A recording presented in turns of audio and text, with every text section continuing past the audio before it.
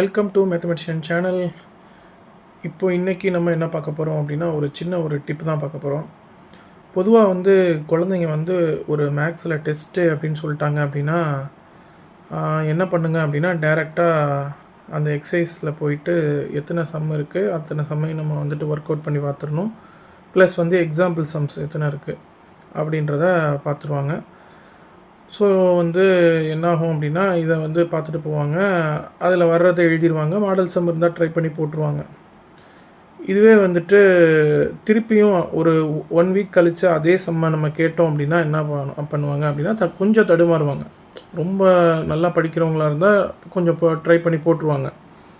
But ஆவரேஜாக இருக்கிற குழந்தைங்க என்ன பண்ணுவாங்க, தடுமாறுவாங்க. அதில் மறந்துடுவாங்க. நிறையா ஸ்டெப்ஸை மறந்துடுவாங்க. ஸோ திருப்பி பார்க்கணும், ஒன்ஸ் நான் ரிவிஷன் பண்ணணும் அப்படின்ற மாதிரி சொல்லுவாங்க. ஸோ ஃபஸ்ட்டு யார் மேக்ஸ் நீங்கள் லேர்ன் பண்ணிங்கனாலும் நீங்கள் பண்ண வேண்டிய ஒரு விஷயம், தியரி படிக்கணும். அது என்ன கான்செப்ட், ஒரு சாப்டர் கொடுத்துருக்குறாங்கன்னா அதில் என்னென்ன கான்செப்ட்ஸ் இருக்குது, அந்த கான்செப்டில் இப்போ ஒரு எக்ஸசைஸ் பார்க்குறீங்க அப்படின்னா அந்த எக்ஸசைஸில்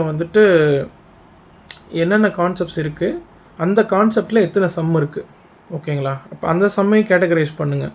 என்னென்ன மாடல்லாம் சம்ஸ் கொடுத்துருக்குறாங்க. அப்போ ஒரு மாடலில் ஒரு 4 சம் கொடுக்குறாங்க அப்படின்னா அது எக்ஸசைஸில் எத்தனை இருக்குது, எக்ஸாம்பிளில் எப்படி இருக்குது, எத்தனை இருக்குது அப்படின்றத என்ன பண்ணுங்கள் அப்படின்னா, நீங்கள் பார்த்துட்டு அதுக்கப்புறம் லேர்ன் பண்ணிங்க, ஒர்க் அவுட் பண்ணி பார்த்தீங்க, ப்ராக்டிஸ் பண்ணிங்க அப்படின்னா ரொம்ப ஈஸியாக இருக்கும். உங்களுக்கு அது மறக்காது. நீங்கள் எப்போல்லாம் ஒரு சம்மை பார்க்குறீங்களோ அது என்ன கான்செப்டில் இருக்குது, என்ன கான்செப்ட் யூஸ் பண்ணி அதை சால்வ் பண்ணலாம் அப்படின்ற தியரி தான் உங்கள் மைண்டுக்கு வரணும். இந்த ஒர்க்கிங் ஆப்ரேஷன் ப்ராக்டிஸ் பண்ணிங்கன்னா வந்துடும், ஓகேங்களா? அதனால் அதை ஒரி பண்ணாதீங்க. எனக்கு ப்ளஸ் மைனஸ் மாற்றி போடுறேன், ஸ்கொயர் ரூட் எடுக்க தெரியல, இந்த மாதிரி சின்ன சின்ன மேத்தமெட்டிக்கல் ஆப்ரேஷன்ஸ்லாம் நீங்கள் பயப்பட வேணாம். ப்ராக்டிஸ் பண்ணிங்கன்னா வந்துடும். ஆனால் தியரட்டிக்கலாக ஸ்ட்ராங்காக இருந்தீங்கன்னா எந்த சம்மை எப்படி சால்வ் பண்ணணும் அப்படின்ற ஒரு விஷயம் உங்களுக்கு ஈஸியாக வந்துடும். அதனால் எப்போ மேக்ஸ் லேர்ன் பண்ணாலும் சரி, ஃபஸ்ட்டு தியரியை நல்லா படிங்க. உங்களுக்கு இன்னும் மேக்ஸ் இன்ட்ரெஸ்டட் பர்சனாக இருந்தீங்க அப்படின்னா அந்த தியரியை யார் வடிவமைச்சா அப்படின்றதையும் கொஞ்சம் அந்த ஜெமினி, சாட் ஜிபிடி இல்லை கூகுளிங்கோ பண்ணி பாருங்கள். சின்ன சின்ன பாயிண்ட்ஸ் பாருங்கள், யார் கண்டுபிடிச்சிருப்பாங்க, என்ன ஏது அப்படின்னு பார்த்தீங்கன்னா இன்னும் கொஞ்சம் சுவாரஸ்யமாக இருக்கும். இன்னமும் உங்களுக்கு அது மறக்காது. அந்த கான்செப்ட்டு நீங்கள் வாழ்நாளைக்கே மறக்க மாட்டீங்க. நீங்கள் ஒரு 4 பேருக்கு அதை சொல்லிக் கொடுப்பீங்க. உங்களுக்கு அது ஒரு க்யூரியஸ் ஏற்படுத்தும். இன்னும் நிறையா தெரிஞ்சுக்கணும் மேக்ஸ் அப்படின்னு சொல்லிட்டு ஒரு சப்ஜெக்ட் மேலே இன்னும் கொஞ்சம் இன்ட்ரெஸ்ட் வரும். ஏன்னா எந்த காலகட்டத்தில் அதை கண்டுபிடிச்சாங்க அப்படின்றது, இப்போ நம்ம 2026 இருக்கோம்.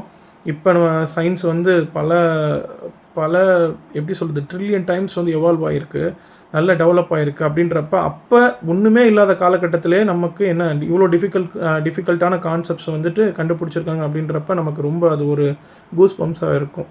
ஓகே, ட்ரை பண்ணி பாருங்கள், பார்த்துட்டு சொல்லுங்கள். Okay, thank you, bye bye.